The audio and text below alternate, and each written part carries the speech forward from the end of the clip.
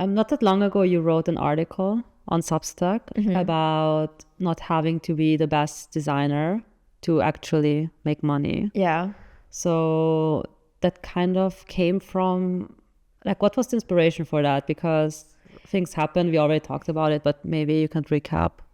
I think it wasn't it the Threads post where we got bullied? Yeah, where we went viral. Yeah, when we went semi-viral on Threads, and then we got all the haters telling us we're not good at what we do, and we must be lying about our prices if we do such shit work, which is layered because we don't do shit work. But it opens up a bigger discussion on the fact that you don't actually have to be good or the best at something. I think you have to be good, but not the best. You have to be good, but you don't have to be the best. But I would even argue that you don't have to be good, because there's always a market for everything. And we have seen the quality of work of some other agencies, and they still make money.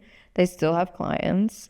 They're still able to finance their employees, which to me is a mystery. But okay, but let's stand with the thesis. There are, of course, outliers, but I would stay with the thesis that you don't, or with the statement that you don't need to be the best in something to actually make more money than the average person, who might even be the best, or like more than the average person, period, and even people who might be even better at your craft than you are. Yeah, 100%. I think in the creative space, especially if we're not talking about, I mean, even in art, there will be better artists that are earning less than artists that are arguably not as good. Yeah. It has to do with so many other things. It's not about the actual product at the end of the day. It's about the way you network. It's about the network you have or you're able to build. It's about the people that find you trustworthy. It's about how you run that business, how you are as a person, your personality. I don't know. There's just so many factors. I feel like the actual work is one of the smallest factors in that equation. It's also what you do the least. Yeah. If you think about, if you take everything together, like all the small pieces, that gives like a bigger puzzle than what you're actually doing, which is the execution. And I think a lot of people get kind of lost in that, because at least when we started, I remember that I really just wanted to execute. I didn't know anything about the rest. I think most people who freelance, obviously they have whatever they do. So they're a designer, developer, or an illustrator. They have the execution and they define themselves by that. But as soon as you become a freelancer, you're actually a business person. And they forget that the execution ends up being, I want to say in German, like nebensächlich. It's like, it's a side thing. It's it's what you do to make the money, but the stuff you do around that, the client management, the project management, your personality, whether people like you or not, whether people recommend you or not, all of that becomes so much more important than the actual work that you do. Yeah, maybe also to give some context, when we started out, we had basically zero network. Yeah. Like we didn't start out being like, okay, we already have like a client I don't know. I mean, we got a client when we started, kind of like when we started out, we won a pitch.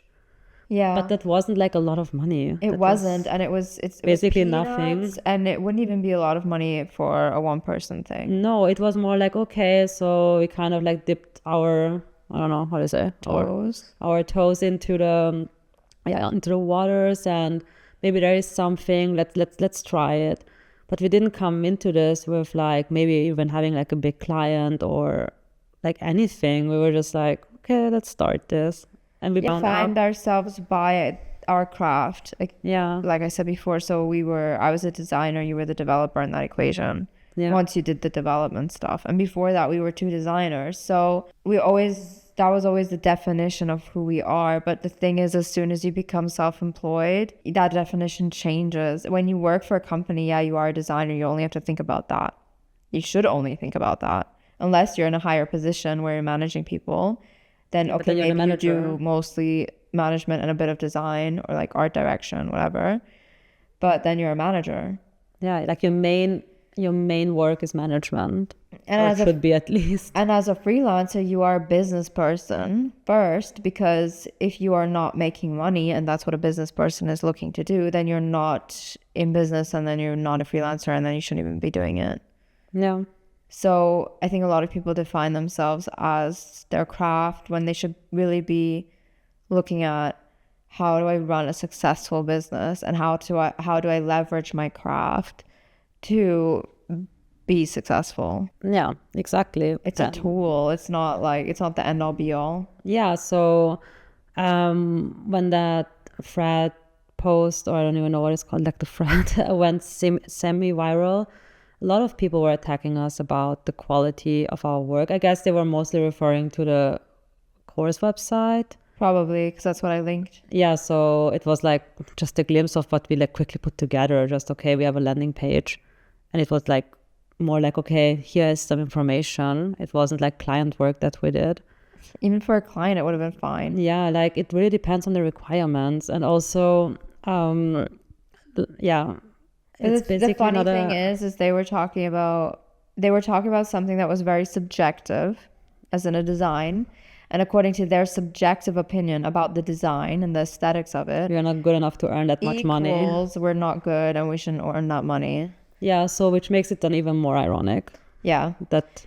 And I'm just going to pull some examples of people out there who, obviously these are extreme examples. Do you think the people who built all of the companies out there, like Amazon, Jeff Bezos, do you think he knows how to run, like how the online store works, or like how the design looks, or anything like that? At this point, probably not anymore, no. But even at the beginning, I'm pretty sure what he was really good at was understanding what do people need, what are the requirements, how can I leverage that, how can I make a system and build a website that people are going to want to use and make it super convenient for everybody. And none of that has to do with the actual final product, which was then produced by somebody else. So like he was sitting there producing this. I think in the beginning he might have been even, but he was coding everything. I think he was. Really? Yeah, I think so. Okay. I think it was one of these things, you know, these American success stories where you're in the garage. I think that was Apple, but I'm not sure. Well, I mean, whatever. Amazon. Even if they did now, they most surely don't do that anymore. Exactly. And the thing about it is that if it probably not the best website. I think that's what you're trying to say. Amazon is not the best website. No. Even in the beginning. Even it wasn't then. Like that's. I think that's what your point was. It doesn't really matter if he did it himself or not. It was most probably subjective. Like when you looked at it, probably like, oof, this is not the best website. But that's what I mean. He wasn't the best at creating a website. What he was good at was creating a website that people are going to use and people need, and understanding what those needs are and providing that service. Yeah, but also I feel like you don't need to be the best at something. You just need to be really good at solving a problem. Yeah, exactly. And that's what I'm trying to say, is that understanding there is a problem to solve and then being able to solve that problem is worth more than whatever the final result is of that, and being able to create that and being the best at that. Yeah. I think a lot of people also I think there are a lot of people that out there that are good designers and probably better designers than us and better developers than us. For sure. And they're probably not making the amount of money that we're making. And the reason for that will be that they are too wrapped up in the fact that they do their work really, really well and are not able to see past the fact that the work isn't everything. And they're not able to do those other things well that you need to do well to make a lot of money. Yeah, I mean, it was the same for us in the beginning. Yeah, that was literally us at the beginning. We didn't know what we were doing outside of the actual execution. Yeah, and the crippling imposter syndrome. Yeah. That was also something, I guess, but that ties into trying to be the best at something and trying to be like worth the money. 100%, yeah. I think if you didn't, imposter syndrome only happens because you have something to compare yourself to. Yeah. And it only happens because you're comparing yourself to something that you feel like you aren't worthy of.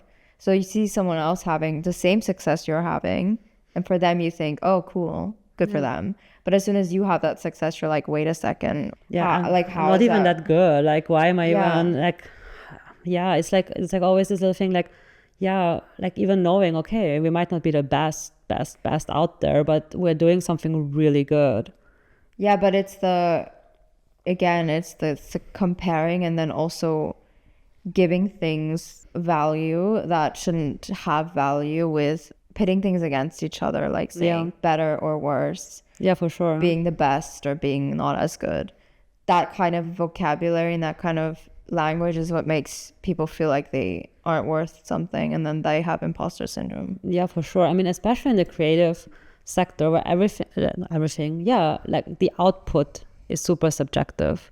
I also think that the creative sector is horrible when it comes to that, because the whole, I don't know, back when we were in, I don't know, maybe it's an Austrian thing. I don't know if this is a worldwide thing, but definitely in Austria, you are, I don't know, you're conditioned at a young age, or young age in terms of your career, to compare yourself to others, and that things like awards and stuff equate to your value. And because even when we were in school, like design school, we would have pitches and there would always be a winner at the end. And I feel like that created an environment where you felt like you weren't good enough. Even though your work was good and it was probably good enough to make money outside of that environment, but it made you feel like you weren't good enough. Yeah. And it made you feel like you had to be the best to reach anything or to be successful in any way. But that's in general the creative sector. They're always like pit against each other. Yeah, and it's the whole competition space too. The pitches, like everything.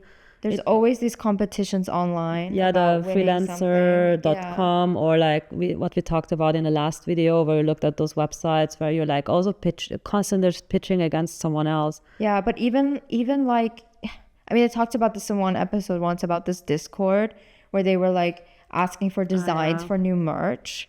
The best one wins. And the best one wins, and the prize is that it gets printed on the merch. It's not even, you're not even getting money for it. So you're supposed to see your work being out there and being exposed to the world as a prize and as something is successful. Yeah, that's why the whole exposure culture even like started off. I mean, It was now not so much anymore. Maybe those people don't reach out to us anymore. But I feel like being paid in exposure wasn't such a big thing when we started out. I don't remember it being a big thing. No, but I hear it from a lot of people. No, I hear it from a lot of people, but like anecdotal evidence was not really, pretty much non-existent. But I know it's an issue because otherwise it wouldn't be such a big thing, that people are trying to pay others in exposure. And most of that exposure, like what does it even entail? Like posting it on your channel, like how much, like it could make sense as a marketing idea, but then it needs to have way more set requirements than just, oh, here's exposure, we will put your name somewhere. There needs to be more to that to actually like compensate for it. Yeah. I don't know. I just think all of those things, like all these competitions where you're winning, the prize is that your work is seen. Or again, it's about there's a winner at the end of that. There's someone who's the best. Yeah. Doesn't mean they're actually the best though. None of that means anything. No, it just means they liked it the most. Yeah, and that's why, to come back to us and our work may not be the best out there. We might not make the best website compared to another agency who may have a different solution to the same problem. But for our client, it was good enough that they felt like they wanted to pay us quite a lot of money, and they're happy at the end. That's a win for everybody. Yeah. We are here to solve a problem, and what we really do well, I will just say that, is to solve problems. Yeah, we do that really well. I do think we're probably better than a lot of agencies in that regard. Yeah. I don't think that I know that because we have had experience with other agencies where we have had to tell them how to solve problems that they should actually know how to solve, because it was about what they were doing and their part of the project. And that's because we have problem solving thinking, and I think a lot of people don't have that. Or they can't be bothered. I don't know.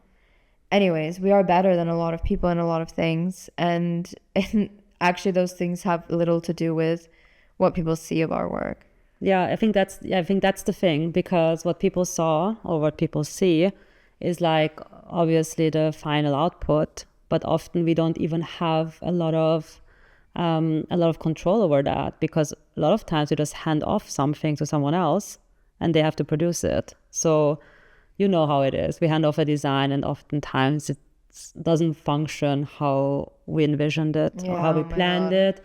And like, it's just so nuanced. You can't really take something unless everything comes from one agency. But even then, like things can happen that Yeah, it's you not. don't know how much the client was involved into the decision making, and that can always ruin a really good idea or a really good output if someone involved in the project had too much say. Exactly. So it's like so non-relevant what the output is in terms of making a judgment about it, because the whole process is being ignored. We talked about this before, but that also comes on top of the issue of what you see is not really what you get. So Yeah. you have this website and you think, wow, I love this website, but you don't know the process behind it. Whereas maybe you see another website, no, this is not so cool. I don't like this one functionality or whatever, or this one component looks off.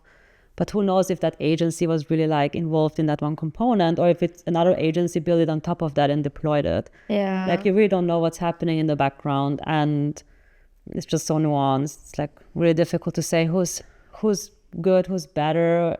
It's like, why even bother with that? I feel like it just keeps us down. Yeah, I just think that people need to have a different approach towards the creative industry and creative business. And I think what's actually ironic about that post that time is that I was talking about a course where we teach people how to run a business, and everybody brought the conversation towards aesthetics and subjective opinions about the design and about our ability to create good websites. Yeah. Because I was talking about the pricing when it came to the websites we sell, the projects that we do for our clients. And then I was referencing the course as an opportunity to learn how to understand your value and how that will affect your price. People interpreted that as we must be the best at making websites and we must be so good at what we do, and that's why we're making money. But the whole point of the post was actually to highlight our business expertise and to show people, hey, get this course and you can also run a successful creative business. And it's so funny because everybody missed the point of that. Yeah. And I'm pretty sure that every single person who missed the point is not making money running their creative business. No, I don't think so, because otherwise seeing those prices wouldn't offend you. No, because then you're like, oh yeah, that's okay. Like, people it's who commented, there were positive comments. Yeah. The people who commented were also creative people, and they were like, yeah, that checks out. yeah, they were like, that checks out. That seems like an appropriate price. Yeah, because if you're successfully working in the business, in terms of what I say successful is actually making good money with projects. Success is going to look different to every single Exactly, person. that's what I mean. So in my eyes, success is actually profiting from your project. Yeah. So in this sense, I would say we're successful. For our goals, we are successful. Yeah. And of course, maybe another agency or another person looks at those numbers and thinks, oh, peanuts. Yeah, I'm 100% sure Yeah, exactly. there are Like, agencies that think that. Exactly. Like, that's why I mean it's so subjective. So someone else looks at this and is like, this is peanuts. I would never do a website for 100K. That's like nothing. Yeah. Another one is like, oh, 100K? Never ever someone would pay that money for a website. Are you crazy? I will make it for $100. And then another one says, oh yeah, that checks out. Actually, my prices are similar. And Yeah. it's like impossible to meet. Everybody's like, it's impossible that people look at something. They will always look at something in a subjective way, first of all, and always apply it to their own situation. Yeah, but what I would argue is that the agency that says, oh, that's peanuts, will have the understanding to be like, okay, but for them, that's probably appropriate. Exactly. But somebody who's saying, I'll do this for 100 has no idea what is appropriate and what isn't. No, but that's the ridiculous part about it. Yeah, and those are the people that would benefit from our course. Hint, but they hint. are so no, but they don't they think we are unqualified to teach a business course because our designs are not good. In Yeah. their eyes, not good. Yeah, because Which that means nothing is Which good. has no relevance to whether you can run a business or not, because the whole point of this episode is you don't have to be the best designer to run a profitable business and be successful. Yeah, value is often placed somewhere else because, again, a lot of people can probably make a website. Yeah. Way too many people. Way too many people. Saturated. Exactly. So you need to be better at doing something else than just the execution, because I would argue everyone who finishes the design school and gains a little bit experience or like gains experience in their craft will be able to make a really good website. Yeah. So where does that leave you? Like where do you stand out? Either you have like some skills that are more rare, like if you go niche down a bit, like let's say you focus on 3D or whatever, like you just go niche down. I think that's where your craft is then maybe more important. Yeah. But if you do something that a lot of people do, then you need to stand out a different way. Yeah, 100%. I think that's something that a lot of people have still not understood, even though there are so many discussions online about value and what is valuable and what is less valuable. And I don't know, there's just still such a big gap in the knowledge when it comes to running a creative business. But I think the topic of value is a very difficult topic to grasp. Yeah. Because everyone places value somewhere else. And I think you can obviously teach the concept of value, but it's really difficult to make someone see value where they don't see value. Someone has to be open-minded to see it. Like we were open-minded the first time that we heard Chris Do talk about selling logos for 100,000. We never thought in that moment, I was never like, oh, I'm now going to make 100,000 with a logo. No. I also never was like, 100,000 for a logo? No way. I was like, oh my God, okay, it's possible. Yeah, I remember sending it to you and saying, hey, you can make money here. Yeah, you were like, hey, we can make money with design. Did you know? Like really good money with design, because obviously the transparency, now I think there's more transparency, like from a lot of places. But when we started out, I don't know, it wasn't super transparent, and I couldn't even grasp the idea how agencies got big. Yeah. I was like, how do they get big with, like, how do you even get clients and how do you even get big? And in this industry, I mean, like either you get it handed down to you, or I don't know. I was like really confused about the idea how agencies make money. I think that, and to come back to the Chris Do thing, I would watch his videos and he would be in a classroom somewhere teaching people this stuff. And a lot of people's reaction was like, there's no way, and like, but this wouldn't work for me and all this stuff. And they were not able to apply the concepts to their individual case. And I do think that Chris Do doesn't do that very well. He kind of says like, everybody should be making 10K every logo kind of thing. That's the kind of vibe that he gives off, instead of being like, for everyone, it's going to be a different amount. That's the right value for them kind of thing. But I think that people should, if they went in with an open mind, would be able to apply his knowledge, even if they don't agree with him, to their individual case, and then create something successful from that. We went into it with an open mind. And the people who commented on that post that time positively were open-minded, but a lot of people are closed-minded about things when it comes to like price. And they answer then with stuff like, oh, I would do this for $100. Why would you do it for 100 when there's people out there willing to pay you thousands? Because they don't believe it. Yeah, I don't think they believe it. Open-minded about it. I think they don't see the process behind it, because I'm saying people who live in our economy. Yeah. Okay, who offer those prices, who offer really, really low prices. They're just not aware how much work goes into that. They're maybe not so much if you just even if you take a template and stuff, all the work behind it, what we talk, not the output, not taking a template, applying design and shipping it, I don't know, deploying it online. I would argue, okay, fine, that's like maybe even the easiest part. Like talking about a quick website. That's just a template or something that you can offer for cheap. And everything that is around it, I don't think that that's actually something they considered like project management. Yeah, because they're so execution focused. Yeah. And they're so defined by their craft, and not about the fact that you have to look at it as a whole project over a certain amount of time, and that certain amount of time costs money, and that's your time, and your time is not just sitting there creating the website and the template and whatever. It's the whole process around that. And all of that's going to take weeks, if not months, even with a template. Like, let's say you take a template. Yeah, that's what I mean. It's never just 3 days. It's probably going to take over a month, because if the client will have feedback, whatever.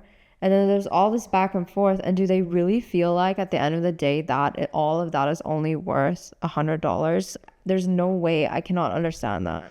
I think I would just say they take the template, just do something that looks good, give it to the client, like, here you go, give me the money. Yeah. I think that's kind of the And process. actually, that's a perfect evidence for what we're saying in this whole episode, is that you don't have to be good at something to make money. Yeah. Like, if they really just take a template, change like 2 colors of it, Yeah. which really would just take not Because even otherwise, I don't know how probably to. half an hour. Yeah. And then you send it back and you made $100 for half an hour. Honestly, good for you. That's probably profitable. Yeah.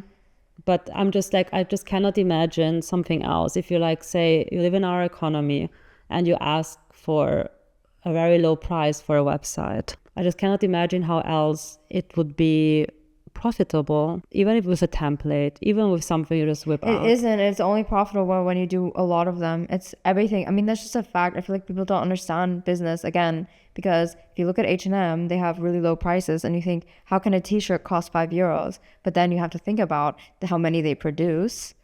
And as soon as you produce something, mass produce something, you can put the price down really, really low and you'll still be really profitable, because if you sell all of that, it'll be in sum a lot of money. That's what happened to us in the first 2 years. Like, we had low prices, but we had so much money. Why? Because we were overworked. We were taking on too many things. We were doing so many projects at once. And suddenly we had a lot of profit. Yay, cool. But we didn't want to kill ourselves anymore. Yeah, but And that's the only way, though, to get profit, is to do it that way. exactly. But the thing is, what you're selling is not a product, it's a service. And that's the difference. Yeah. And I think that's what a lot of people don't realize. Your time is finite. Is that how you pronounce it? Finite? Yeah. Finita?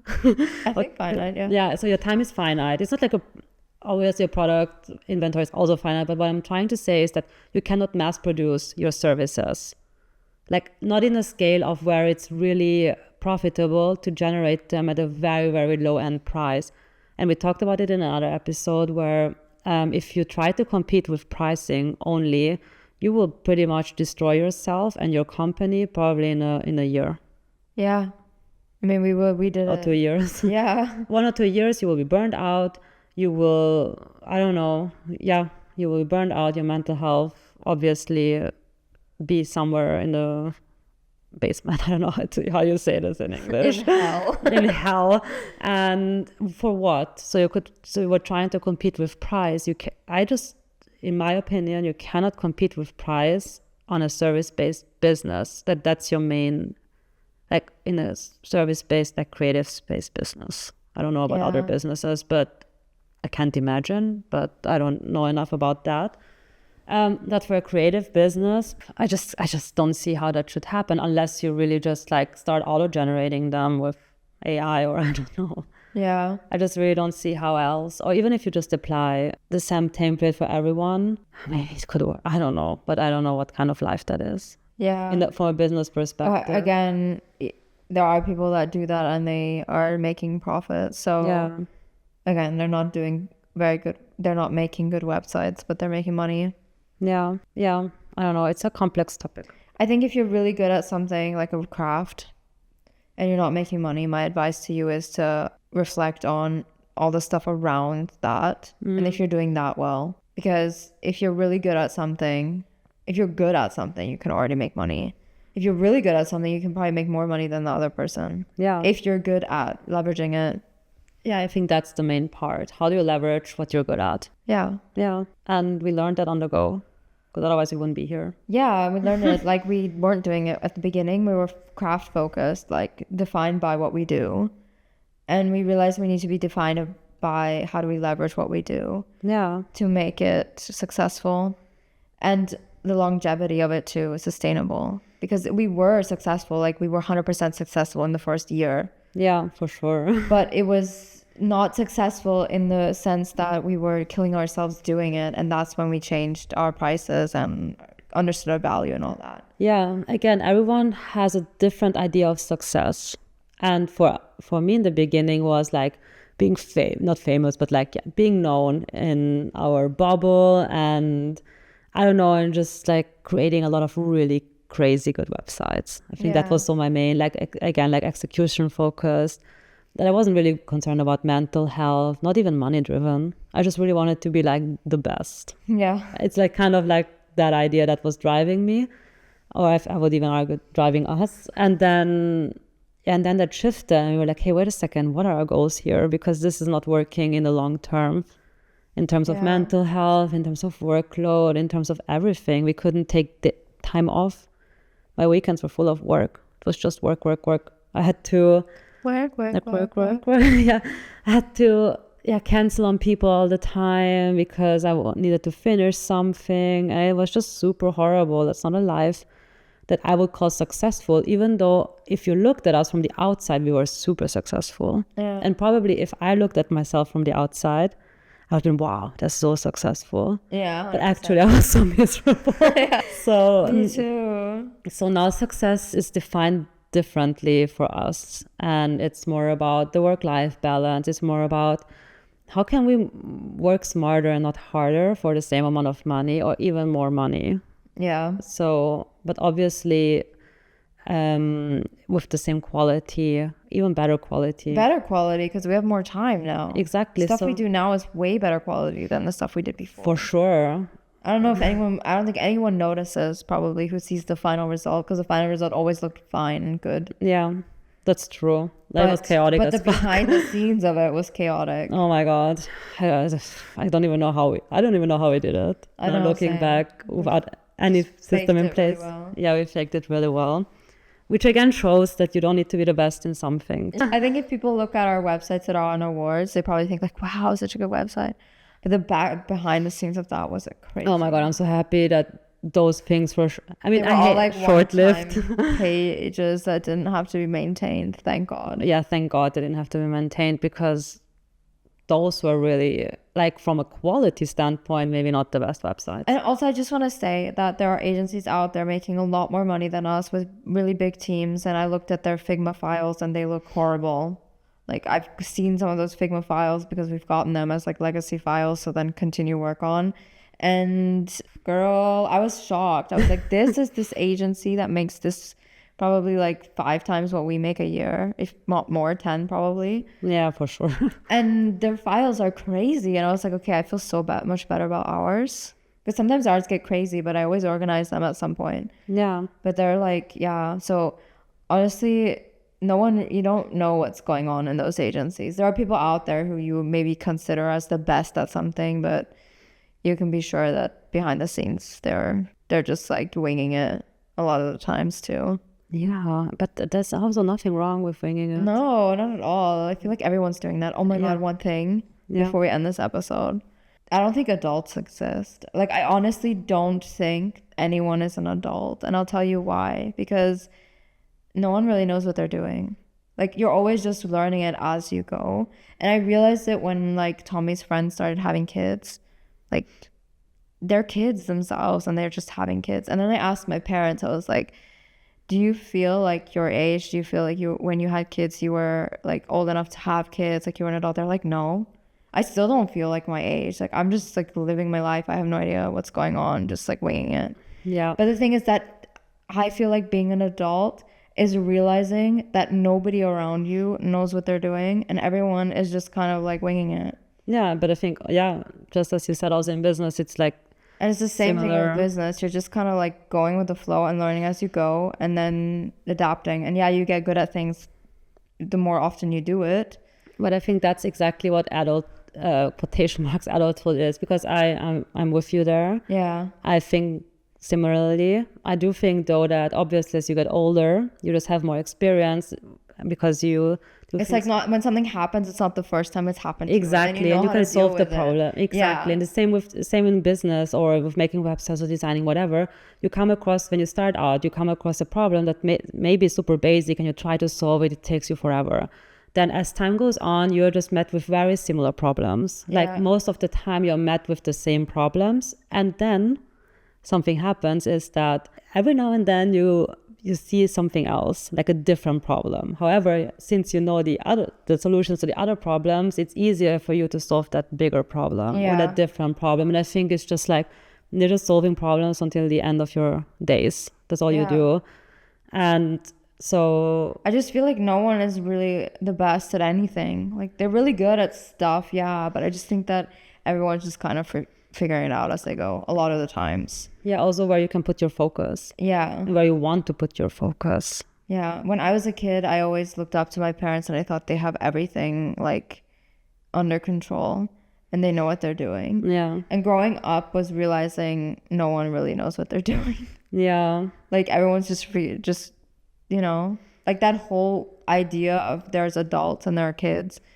It's not like what you think it is when you're a kid. No. I thought there was going to be some point in my life where I would get to and I'd be like, I'm an adult now. Yeah, I guess it's really similar with business and designing and Yeah, and development. it's the same with the business. I feel like, obviously I feel more confident now than at the beginning. I just feel like we're better now than we were at the beginning. Sure. But I still don't feel like I don't know, I still think that it's just, some days we're just kind of winging it. Yeah, for sure. But also I feel like the more experience, the more you learn, the less you know. And I will explain. Yeah, it's like the deeper you go into something, the less you realize that you know. Yeah. Yeah, it's like super. Because you go deeper into something and you realize there's so much that you didn't even consider because you were only scratching the surface. Exactly. So, yeah, it just really depends on you point on things and on your experience, because we have experienced in a little time a lot because we worked on so many different projects with so many different teams. It's like I don't even know how many teams we've worked with at this point. And now we have like a good understanding of an average. Like, okay, so this is kind of like how it goes. And so it's easier to compare, it's easier to draw from those experiences. But when you start out, you don't know these things, haven't seen those things. And yeah, it's a bit more difficult to consider yourself really good at something if you haven't seen a lot. Yeah. So experience really does help. Also with the imposter syndrome. That's true. I would say experience probably will make you already really, really good at whatever you're doing. Exactly. So it's mainly experience and also how you leverage the experience. I guess it's always about leveraging what you have, because everyone has something super special going on or something they're really good at. And even if we are not the best in design or the best in development, we must have been good at something to end up where we are right now. Yeah. So something we must have done well. And it's not design. I guess it's and not development either. I know. Thank you for listening to this episode of Never Went to Business School. Don't forget to follow us here on Spotify. And if you enjoy our content, check out our YouTube channel for more educational videos and subscribe to our newsletter on Substack.